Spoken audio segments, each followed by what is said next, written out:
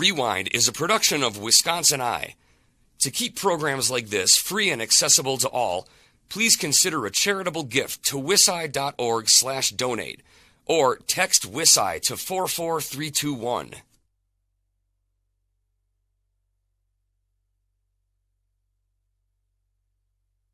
This program is brought to you from the Margaret Farrow Studio.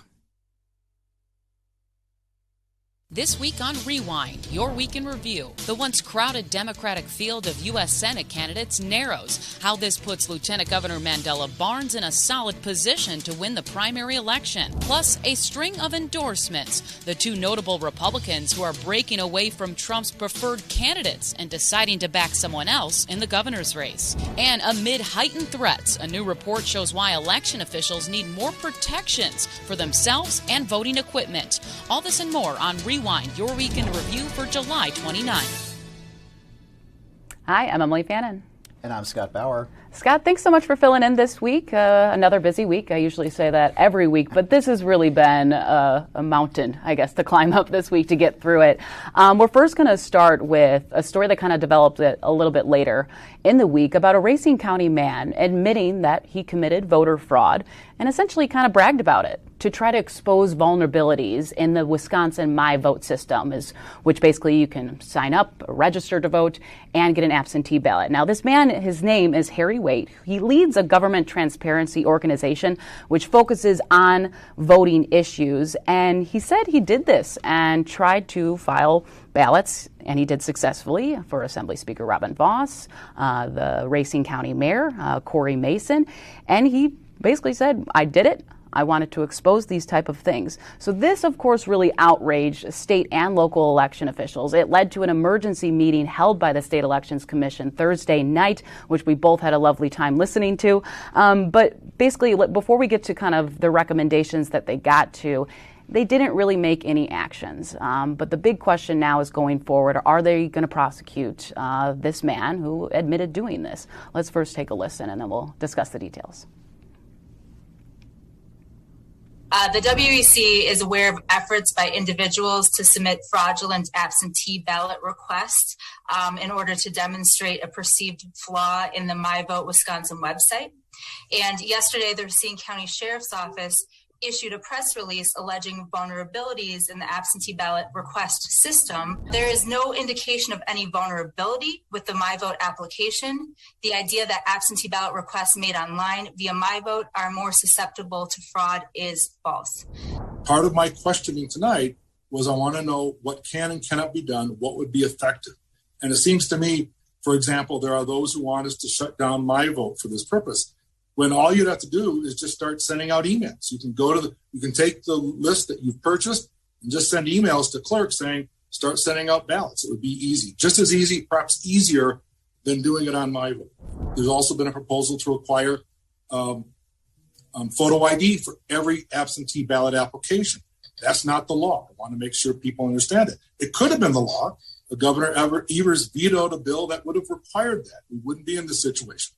Apparently Harry Waite gave an interview and he said, quote, what I did was illegal. Not only illegal, it was criminal. And then he also went on to say, because something is illegal, does that mean we shouldn't do it?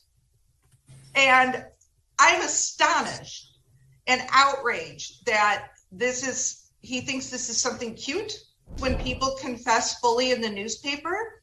We don't really need to go into a lengthy analysis over it when it comes to saying, do you have probable cause to believe that a violation of Wisconsin statutes has occurred?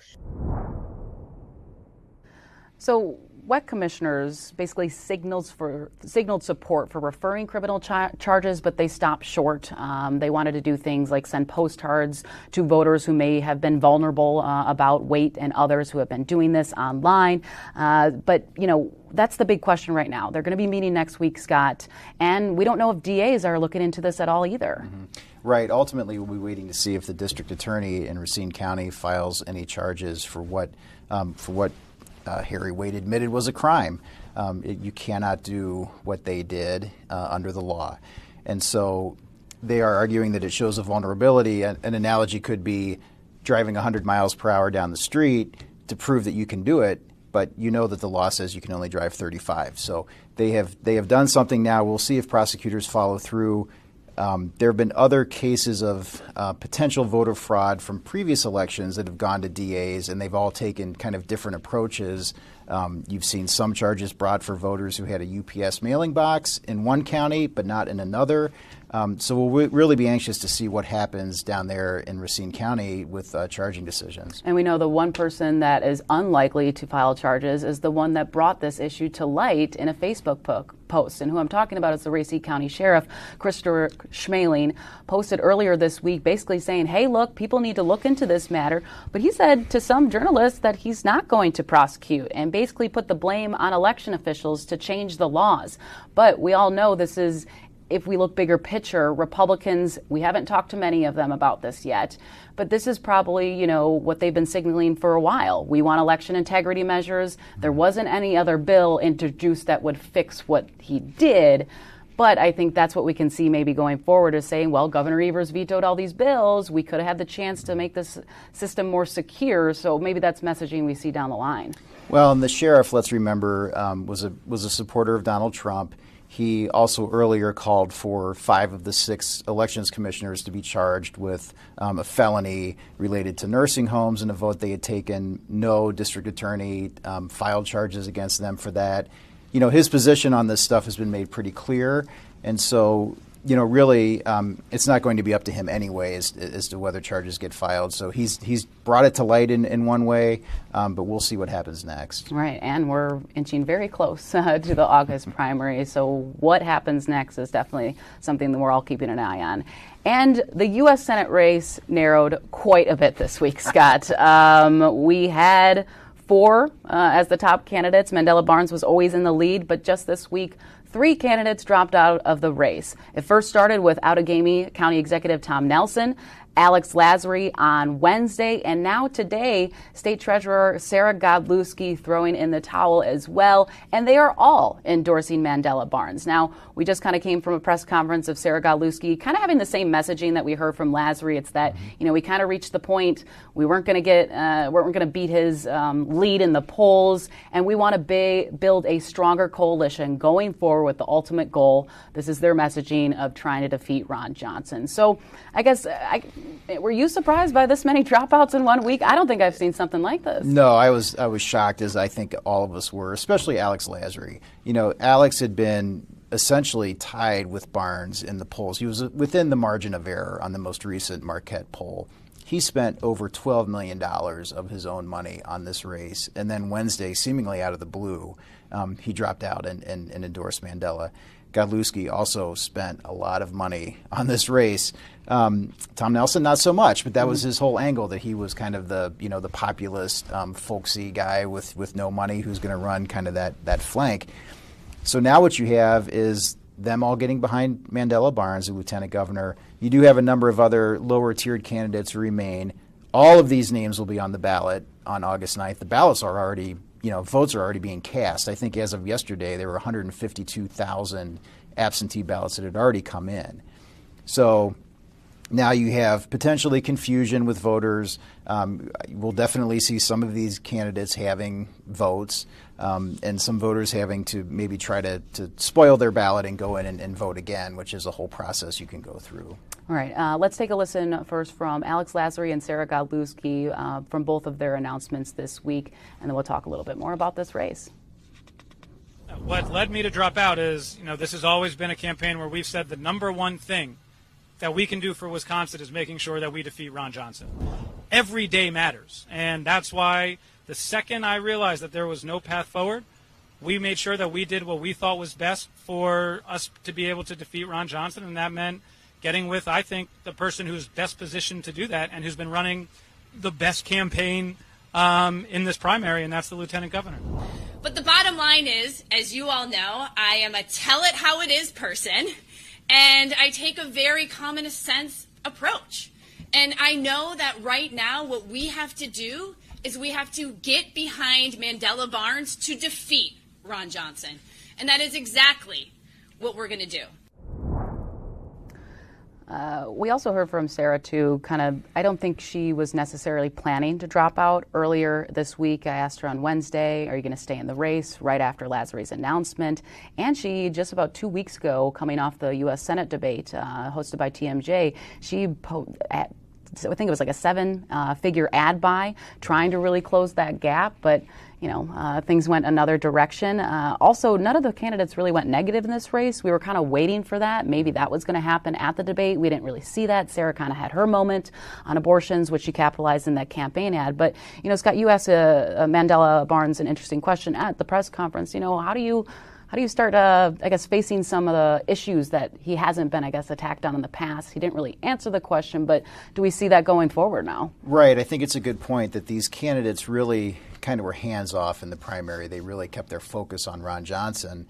And so the plus side of that, if you're a Democrat, you would say, you come out unscathed, you come out united, you come out not having, fired inward. However, the flip side of that is you come out potentially untested because you've got all these arguments that you're going to hear really starting immediately today. Ron Johnson tweeted as soon as the news broke about Godlewski dropping out. You see other Republicans kind of, they had been sitting at the ready assuming that Barnes would be the nominee anyway, but now we're seeing that starting kind of full force. And it's not that Barnes is untested. I mean, he's run statewide before. Mm-hmm. A lot of what we're going to hear during this campaign we've heard before, but everything old is new again, especially when you're running for the U.S. Senate. And the megaphone or the magnifier on this race is going to be so huge, and there's going to be so much money spent because potentially the majority control of the U.S. Senate right. is at play in a battleground state. So everything that you've ever heard about Mandela Barnes and about Ron Johnson, you're going to hear again and again and again on TV and everywhere ad nauseum. All right. I can't wait with all those new ads, I'm just joking. Also, some notable endorsements this week. If we pull up this screen, too, of course, we would add Godlewski under Mandela Barnes. Rebecca Kleefisch, I think, made some good headway with some endorsements, of course, because she's competing with Michels, getting the ultimate backing from former President Donald Trump, also former Governor Tommy Thompson. This week, she got former Vice President Mike Pence. Earlier in the week, Texas Senator Ted Cruz. So, bigger picture, we're seeing more of Trump's really strong previous allies breaking away from his preferred candidate and trying, to really energize the Kleefisch campaign. But, Scott, do endorsements, that's the big question, do endorsements make the difference? Are voters hearing the endorsements saying, I'm a big Ted Cruz fan, now I'm going to vote Rebecca? That remains to be seen because they usually don't pull that much weight. Yeah, I think Donald Trump's endorsement obviously is a big deal. And for Tim Michels, that was a big boost for him when he was early getting into the race. It's interesting, you can kind of get into the weeds on these endorsements. What does it mean? Cruz won the 2016 Republican primary in Wisconsin when there was a pretty strong Never Trump movement, particularly in the Milwaukee suburbs. And he won that primary, and we all know that Donald Trump went on to win the state of Wisconsin in 2016, lost it in 2020. Scott Walker endorsed Ted Cruz in 2016. He's a good friend to Mike Pence. He did debate prep in Madison with Scott Walker. Pence did. So it's maybe not a surprise that he was able to help get Pence and Cruz to come on board for Kleefisch, but it does set up that interesting dynamic, especially with Trump and Pence potentially being at loggerheads on the national stage. You now have them picking different candidates in our Senate race, governor's race. Right. All right. Speaking of the governor's race, another news this week is we knew this was expected. I guess we can say Trump was going to be coming for Michels. A lot of us had a hunch, but now we know it's official. Next Friday, a week from today, he will be hosting a rally in Waukesha to support his, of course, endorsed candidate Michels in the Republican primary. I think what the big thing I wanted to note with this topic this week is what are we going to hear from Trump? Of course, he's going to say, go out, vote for Michels. But you can never, there's always some type of fireworks. And we know he's been fighting, on his social media app, kind of bullying Assembly Speaker Robin Vos. We've kind of recapped that multiple times on the show, saying he's not doing enough. He doesn't want to push for decertification. Is Vos going to be there? Probably not. He has been backing Rebecca Kleefisch, of course. But is he going to take shots at some top Republicans? I've got a few questions to look for on Friday. One, not is Vos going to be there, but is his primary challenger going to be there? Trump is not endorsed in that race. As you said, he's been very critical of Robin Vos. Does he invite Adam Steen to this rally to come talk about decertification, because that's Trump's big thing. He wants to decertify even though it's not possible. Tim Michels just this week said he's not for decertification. So you've got that dynamic. Is Trump going to talk about his endorsed candidate not being for decertification in Wisconsin? And the other interesting thing, among others, is the location of this rally in Waukesha. That is an area that has been becoming less Republican and definitely was not a good area for Donald Trump in Wisconsin. You would have thought maybe he would have picked a different spot in the state to win over voters than down there, just because that's been a tough area for him. And for the Michels campaign, that may be a little bit, maybe they'd wish maybe he'd pick somewhere like Wausau or somewhere else where suburban voters who are really Clayfish, that's her core constituency, wonder how that might play. Yeah, that's definitely something we're all looking for when he has this speech too. And you're probably, also kind of talking about those suburban moms that I think Rebecca Clayfish has been really trying to pick up in the suburbs. So we'll see. And I mean, maybe he will take shots at Michels while he's up on the podium. Also, maybe it's his opportunity to announce officially that he's running again. I don't know if a lot of people are thinking about that too. Also important to note that of the candidates across the United States that Trump has endorsed for primaries, he has had more victories than losses, but he has had some losses. So, we're in a wild card state, so it remains to be seen if that really helps carry Michels to the finish line, and we'll find out on August 9th. Also wanted to touch on something that the AP reported this week. It does specifically just talk about Dane County, but it was a report by Dane County officials and election workers that they're basically saying, hey, we have vulnerabilities. We need tighter security for election officials. And Scott, you and I both know, we've been reporting on this, that the threats made against election workers has seen a dramatic uptick, and many of them feel really unsafe at times. I'm just going to read a quick quote from Dane County Clerk Scott McDonald about this report. He's been to all of these offices. He's talking about Dane County and around the country election offices, and the access to the staff is quite easy, and that needs to change. There needs to be some sort of barrier to protect staff, and they're basically saying, anyone can walk into a municipal building, a local clerk's office. Of course, it has to be open to anyone. Luckily, no scary incidents have happened in person, but it's the calls, it's the voicemails, it's the threats, even some people saying they're having some people, outside their house and feeling unsafe. So I guess this isn't anything new, but we could see maybe, state lawmakers or the county take more action to give them some more money. Yeah, unfortunately, it's a sign of the times, and we've seen this, as you referenced, around the country. Milwaukee County also, some threats there. So I think they were very forward in this report, and we'll see if the recommendations get acted on. Yeah.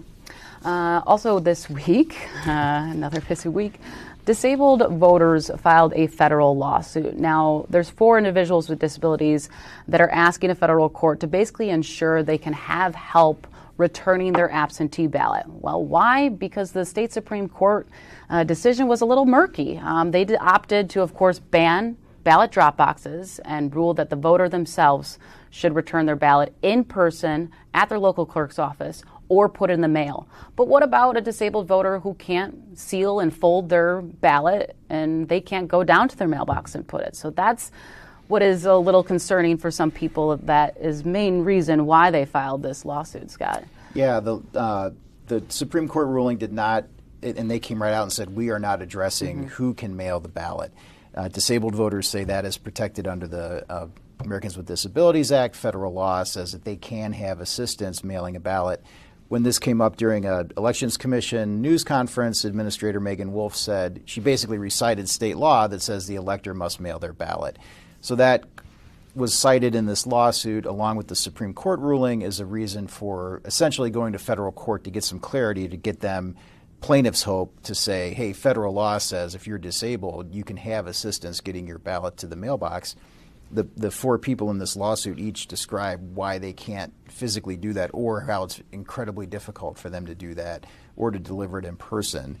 So we'll see what the timing is on a ruling on that one. Right. I think we have plenty of other lawsuits that we're paying attention to as well. I do just want to play a video too. Disability Rights did have a press conference this week, just talking bigger picture. They've been trying to do a lot of advocacy work. I know I talked to a woman in Milwaukee who is paralyzed from the neck down. She says she's basically trying to let people know it's okay to vote, because we know what happened back in April. There was a lot more murky laws going on. People basically illegally cast a ballot.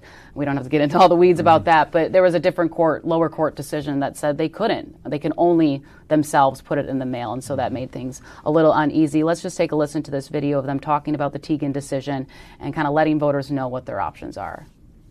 If you plan on voting in person, either early or on the day of the election, the Teigen decision didn't change anything about that for you.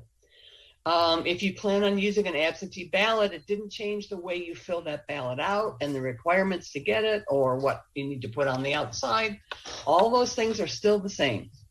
So once you seal that ballot, the question then is, what do I do next? And that's where Teigen came in to play.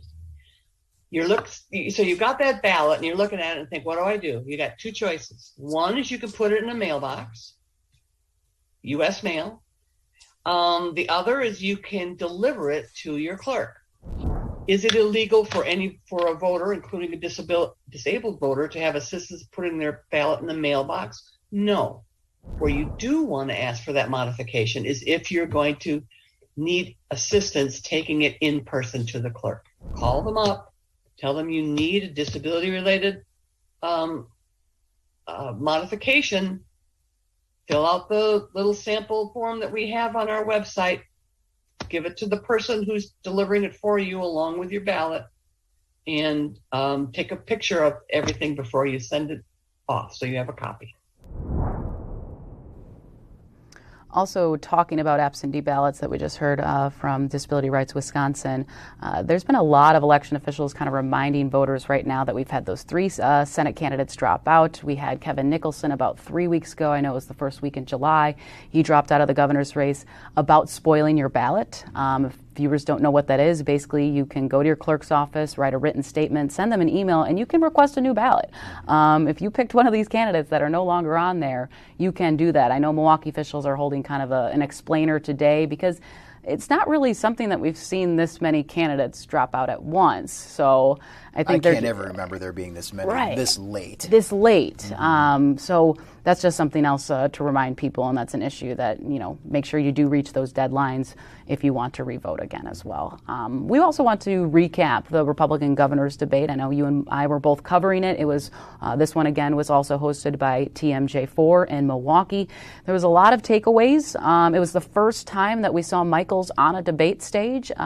Kleefisch took a little jab at him at opening statements because Michels did not attend one in Green Bay that was hosted by a conservative radio host. So her opening remarks were kind of like, thanks for joining us, Tim. But other than that, no real fireworks. No one really attacked each other. We have something more to talk about in a radio debate earlier this week, but I first just want to play the video first. And leading up to this, it's basically Michels seemed a little uncertain on what DACA students are when he was asked the question multiple times. We also kind of got clarity from Rebecca Kleefisch on her abortion stance, and then Rantham in his final pitch to voters of basically why he should be in this race. Let's take a listen, and then we'll recap. I want to have more training in high school. Train these young men and women to become welders, machinists, tool and die makers. This is a great investment for the state of Wisconsin, to have our education train people to build things with their hands. Again, that's what we've been doing since the founding of our state. We're good at it, and that's what I want to do as governor. Just a quick yes or no. Yes for DACA students? I'm sorry? Yes or no for DACA students as well, the incentives. What kind of students? DACA. The Dreamers. DACA students. I want to look at the details on everything before I agree to anything of them. So let me be very clear here. Miscarriage care and ectopic pregnancy treatment are not abortion. Abortion is illegal. Ectopic pregnancy treatment and miscarriage treatment are not abortions. And I'm not a biologist, but I am a woman, and I'm pretty sure I'm the only one on this stage, or will be on the stage with Tony Evers, who, standing up here behind a podium, who understands what it is like to be pregnant and to take a pregnancy test. I have to leave you at that. I am the breath of fresh air for what people have been looking for in this job for a long time. Leadership, courage, conviction, passion, sense of urgency. I can get things done quickly because I've proven it, not just in the private sector, for 45 years in multiple organizations, multiple industries, and multiple cultures. I'm a school board member, just reelected in April for the 4th time, and I didn't even campaign for it because I wanted to see what would happen. Overwhelmingly reelected. Why? Because they know what they got with Brampton. I'll get it done. So some of the takeaways that I wanted to go through, the first one was decertification, which we talked about a little bit earlier in this show. We finally kind of got clarity from Michels on that. He's been really saying, well, I'm uncertain the election was stolen, just kind of dancing around that question, never committed if he would sign legislation to decertify. He blatantly said that is not one of his priorities. So we'll see. Maybe Donald Trump hasn't seen him say that yet, but maybe he's going to be posting on his social media. I mean, who knows? That was one of the takeaways. Also, abortion, like we mentioned. Of course, we know all of the candidates on the stage there do not want to add any exceptions to Wisconsin's 1849 law that bans all abortions unless a mother's life is at risk. You heard Clayfish there basically saying, certain medical treatments are not abortions, so she further elaborated. And then DACA, which is deferred action for childhood arrivals. It seemed like Michels didn't know what that meant. And then paid family leave I do want to talk about because all of them said they would be open to the idea, but it was Michels that did say he would sign legislation. He would sign a bill that would require employers to provide that. So I thought that was kind of strong. Anything else or that you kind of took away? I know I kind of almost just highlighted everything there, Scott, but I think those are the highlights. Yeah. I mean, I think the decertification comment from Michels was the most interesting on that topic. The DACA fumble is what it is. Ultimately, at the end of that debate, I'm not sure that voters learned a whole lot more about these candidates than they didn't already know going in. Yeah, it was not too many surprises. Of course, when we watch, we think we know, that's a little bit new, so we'll add it to our story. So also, like I said before, no one really took jabs at each other, but there was another debate this week on the Dan O'Donnell radio show, and we saw Clayfish and Michels spar quite a bit over raising the gas tax. Now, this is over allegations of Clayfish running some negative ads saying Michels lobbied for raising the gas tax. Right, and so this debate is interesting because it's on conservative talk radio early in the morning on a Wednesday morning, seems to be talking to their audience, the people who are going to be voting in that race. And not getting too deep in the weeds, but the issue is Michels was on a number of boards that had for years been lobbying for increasing the gas tax. Rebecca Clayfish says that correlates to him advocating for it, him saying, hey, I don't agree with everything that these groups advocate for that I sit on the board. You can't possibly agree with everything. I personally am not for the gas tax increase. So both sides have, an argument to make there. It's clearly been an issue that Clayfish has been hitting him on. Scott Walker is in an ad talking about it. And that was a clear issue of contention during that debate. So a little spark of life there that we didn't see during the televised debate. Right. And of course it is an issue that people care about, given right now with inflation. I don't think anyone right now would be raising the gas tax. Right. But it was a big issue that we saw in 2018 when Governor Evers was running on a ticket because he did propose a slight gas tax increase, which Republicans also attacked him for on the campaign trail. Right. Yeah, so obviously the inflation, gas prices, all of that we're going to hear a lot about between now and November 8th. And so, and we're going to see if it plays out in this primary, but after that it will be a big issue against Tony Evers for sure. All right, Scott Bauer with Associated Press, thanks so much for joining us this week for Rewind. Thank you. For now, I'm Emilee Fannon. And I'm Scott Bauer. Thanks so much. We'll see you next week. This program was brought to you from the Margaret Farrell Studio.